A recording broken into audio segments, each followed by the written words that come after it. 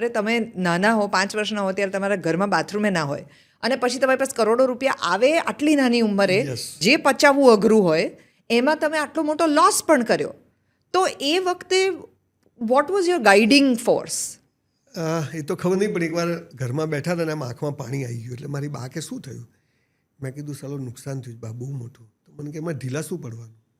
મને કે આપણા ઘરમાં કરોડનું નુકસાન થાય, કોઈકના ઘરમાં કરોડનો ફાયદો થાય. કે ક્યાં ઉપરથી લઈને આવ્યા હતા આપણે કે થાકવાનું નહીં, ભગવાન પરીક્ષા કરે છે આપણી.